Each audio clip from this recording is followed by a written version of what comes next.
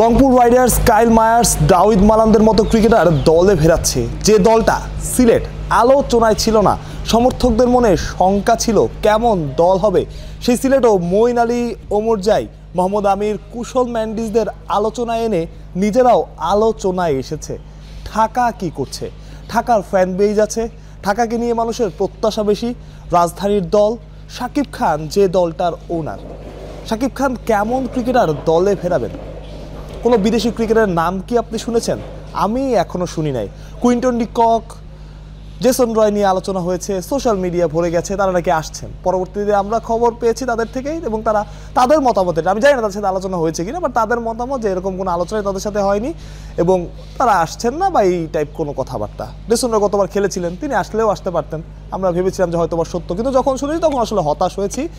কারণ এখন পর্যন্ত বোধহয় ঢাকায় একমাত্র ফ্র্যাঞ্চাইজি যারা অফিসিয়ালি কোনো বিদেশি ক্রিকেটারের নাম অ্যানাউন্স করেনি। আমরা রাজশাহীর থেকেও ক্রিকেটারদের নাম শুনতে পাচ্ছি, বিভিন্ন জায়গায় বিভিন্ন গুঞ্জন শুনতে পাচ্ছি, এমনকি চট্টগ্রাম তাদের থেকেও টুকটাক গুঞ্জন শুনতে পাচ্ছি। ঢাকা আসলে কি করছে? এখানে একটা ব্যাপার আছে। ঢাকা গতবার মুস্তাফিজুর রহমান, লিটন দাসের মতো দেশি ক্রিকেটারদের দলে ভিড়িয়ে বুঝিয়েছিল বা স্বপ্ন দেখিয়েছিল তারা ভালো একটা দল করতে যে দলটা চ্যাম্পিয়ন ফাইট দেবে। কিন্তু ঢাকা হতাশ করছে কেন? মানসম্মত বিদেশি ক্রিকেটারের অভাবে। ঢাকায় নামিবিয়ার ক্রিকেটার খেলেছেন, ওয়েস্ট ইন্ডিজের ক্রিকেটার খেলেছেন, আনকরা ক্রিকেটার এসেছেন, তারা পারফর্ম করতে পারেননি। ফলাফল ঢাকা খুব বাজেভাবে ফেল করেছে। তবে ঢাকা এবার সেটা চাচ্ছে না। ঢাকা চাচ্ছে পূর্ণ মেয়াদে বা টুর্নামেন্টের 70-80% সময়ে, আমার মনে হয় এটা, যারা সার্ভিস দেবে বা বড় একটা সময় যারা সার্ভিস দিতে পারে এমন ক্রিকেটারকে দলে ফেরাতে, এমন বিদেশিকে। এখন আপনি সিলেটের কথা বলতে পারেন, মঈন আলী, আপনি বলতে পারেন মঈন আলী আসছে। মঈন আলী কবে আসছে? তবে তার আগে সিলেটকে একটা ক্রেডিট দিতে হয়, কারণ এই সময়ের মধ্যেও তারা অল্প সময়ের মধ্যেও মঈন আলী কিংবা ওমর জাইয়ের মতো ক্রিকেটের সাথে কথা বলেছে। পরবর্তীতে আসবেন কি আসবে না সেটা পরের ব্যাপার, বাট কথা বলেছে, এটা সত্য। কিন্তু যেটা বলছিলাম যে মঈন আলী আসলে কবে আসবে, প্রাথমিকভাবে আমরা যতটুকু জানতে পেরেছি মঈন আলী মাত্র 2 ম্যাচের জন্য চুক্তিবদ্ধ হয়েছেন। সেই 2 ম্যাচও কবে? বিপিএল শুরু হবে 19 তারিখ সম্ভাব্য সময়, এবং মঈন আলী আসবেন জানুয়ারির 4 তারিখের পরে, অর্থাৎ তার যে অন্য অ্যাসাইনমেন্ট আছে সেই অ্যাসাইনমেন্ট শেষ করে তবেই মঈন আলী আসবেন। প্রাথমিকভাবে 2টা ম্যাচ খেলার জন্য মাত্র সম্মত হয়েছেন। এখন ম্যাচ থাকবে কয়টা?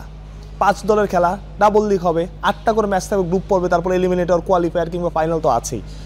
সেখানে মঈন আলীর থেকে পাবে সিলেট মাত্র 2 ম্যাচে।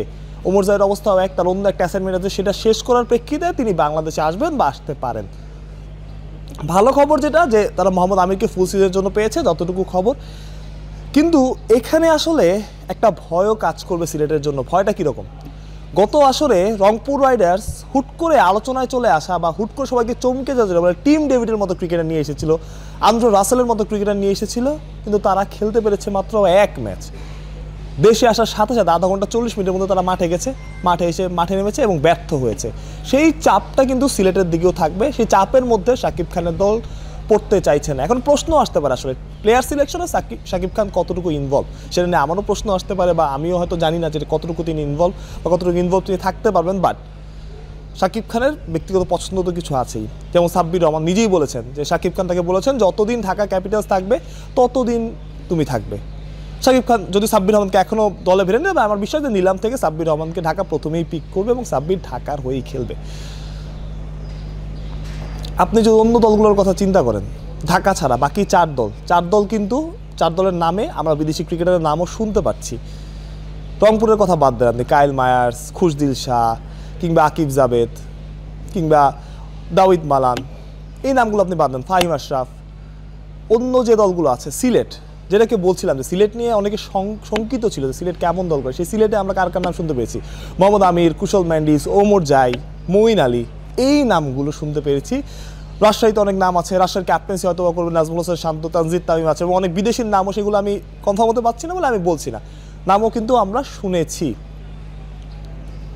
চট্টগ্রামে শেখ মেহেদি খেলবেন, তানভীর ইসলাম খেলতে পারেন, বাকি অনেক বিদেশির নামও আমরা টুকটাক শুনতে পাচ্ছি। কিন্তু ঢাকার বেলায় সেটা হচ্ছে না। তার একটাই কারণ, ঢাকা যে দলগুলোকে, প্লেয়ারগুলোকে নিতে যাচ্ছে এবার, সেই প্লেয়ারগুলো তাকে যাতে পুরো সময় সার্ভিস দিতে পারে। মুস্তাফিজুর রহমান তিনি ছিলেন ঢাকায়, তাকে ঢাকা আগে রংপুরের প্লেয়ার সাইফকে নিয়ে নিয়েছে, রংপুর আবার মুস্তাফিজকে নিয়ে নিয়েছে। দারুণ একটা লড়াই, এই লড়াইটাই আসলে আমরা দেখতে চাই। তবে সবচাইতে বড় কি বলে এটা, সবচাইতে বড় শঙ্কা বা সবচাইতে ভয় যেটা রংপুরের জন্য, সেটা হয়তো বা এই যে তাদের প্লেয়ার যারা সাইফ হাসান ছিলেন, শেখ মাহিদি ছিলেন, তাদের হারিয়ে ফেলা। তারা বহুদিন একটা সময় মনে হতো যে সাইফ হাসান যখন এই সাইফ হাসান ছিলেন না, তখন রংপুরের হয়ে তিনি খেলেছিলেন, মনে হতো যে রংপুর মানেই সাইফ হাসান। যেমন তারা নুরুল হাসান সোহানের বেলায় মনে হয় তিনি এবারও রংপুরের হয়ে খেলবেন, হয়তো ক্যাপ্টেন্সিও করবেন। ঠিক শেখ মাহিদির বেলাও একই ব্যাপারটা মনে হতো। ইভেন ওমর জায় অনেকবার বলেছেন, ওমর জায়ের বেলাও একটা ব্যাপার মনে হচ্ছে যে ওমর জায়ের ক্যারিয়ারে রংপুরের ক্রেডিট আসলে কতটা। এই প্লেয়ারগুলোকে হারিয়ে ফেলা রংপুরের জন্য ক্ষতির কারণ হতে পারে। কারণ আমরা যখন দেখি যে রয়্যাল চ্যালেঞ্জার্স ব্যাঙ্গালুরু মানে আমাদের মনে হয় যে বিরাট কোহলি, আমরা যখন মুম্বাই ইন্ডিয়ান্সকে দেখি তখন আমাদের মনে হয় রোহিত শর্মা, আমরা যখন চেন্নাই সুপার কিংসকে দেখি আমাদের মনে হয় মহেন্দ্র সিং ধোনি। তেমনই রংপুর এবং বরিশাল কিছু প্লেয়ারকে আলাদাভাবে নিজেদের করে নিয়েছিল, সেটা অলিখিত আনঅফিসিয়ালভাবে।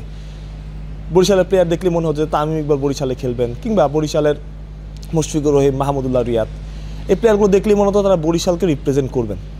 সেই জায়গা থেকে আসলে ওই যে রিপ্রেজেন্টের ব্যাপারটা, ওই যে ওন করার ব্যাপারটা, সেইটা হয়তো বা রংপুর মিস করবে। কারণ একটা দলে যখন আপনি 4-5 বছর খেলবেন, যেভাবে আপনি দলটাকে ওন করবেন, সেটা যখন চলে আসবেন, নতুন ক্রিকেটে আসবে, খুব স্বাভাবিকভাবে তার হ্যাঁ 100%ই পারফর্ম করার চেষ্টা করবো অবশ্যই, কিন্তু যে ওনারশিপের ব্যাপারটা সেইটা হয়তো করবে না। তবে যেটা নিয়ে আলোচনা শুরু করেছিলাম, আমি নিশ্চিত করে বলছি যে আমরা শুনেছি বা আমরা ধারণা করছি যে শাকিব খানের দল ঢাকা হয়তোবা সমর্থকদের হতাশ করবে না। তারা ভালো ক্রিকেটার, ভালো মানের বিদেশি ক্রিকেট, হয়তোবা সেটা কুইন্টন ডিকক না, হয়তোবা জেসন রয় না, বাট ভালো মানের ক্রিকেটারের দিকেই নজর রাখছে এবং ভালো মানের অন্তত 2 কি 3 জন বিদেশি ক্রিকেটার দলে ভেড়ানোর চেষ্টা করছে। যে লড়াইটা আমরা দেখতে চাই, ফ্র্যাঞ্চাইজি ক্রিকেট তো ভাই এরকমই আসলে। ফ্র্যাঞ্চাইজি ক্রিকেট মানেই হচ্ছে যে আপনি টুর্নামেন্ট শুধু মাঠের খেলা না তো ভাই, মাঠের বাইরে আপনার গ্ল্যামার, আপনার ক্রিকেটার, শুধুমাত্র ক্রিকেটার যে পারফর্ম করার জন্য এরকম না। ক্রিকেটার আপনি থাকলে আপনার দলের স্পন্সরশিপ বাড়বে, আপনার গ্ল্যামার বাড়বে। ঢাকাও আমার মনে হয় সেই কথাটা মাথায় রাখা উচিত। এবং যে হাইপটা রংপুর সিলেট তৈরি করেছে, সেই জায়গাটাতে ঢাকারও তো অ্যাবিলিটি আছে, ঢাকারও জয়েন করা উচিত এবং দ্রুতই তাদের বিদেশি সাইনিংটা কমপ্লিট করে ফেলা উচিত এবং বিদেশি ক্রিকেটের নামটা ঘোষণা করা, সেটা আসলে দারুণ একটা লড়াই তৈরি হবে। ঢাকার তো আলাদা ফ্যান বেজ আছে। রংপুর আর বরিশালের যে লড়াইটা দেখতাম, সেই জায়গায় এখন ঢাকা ঢুকে যেতে পারে, কারণ বরিশাল যেহেতু নাই। সো রংপুরে একটা প্রতিদ্বন্দ্বিতা থাকবেই। সেখানে শাকিব খানের ঢাকা, শাকিব খানের যে গ্ল্যামার, প্রচুর মানুষ গতবার আমরা দেখি শাকিব খানের জন্য খেলা দেখতে এসেছে, সেই গ্ল্যামারটাকে কত ঢাকা কাজে লাগে এবং দ্রুত কিছু প্লেয়ার, বড় প্লেয়ার, সেটা আসলে বিপিএলের গ্ল্যামারই বাড়াবে। মানুষ আসলে সেটাই দেখতে চায়, যেটা রংপুর করছে, যেটা সিলেট করছে, হয়তোবা অন্যরাও করার চেষ্টা করছে, ঢাকাও করছে। মাহফুজ প্রত্যয়, বিডি ক্রিক টাইম।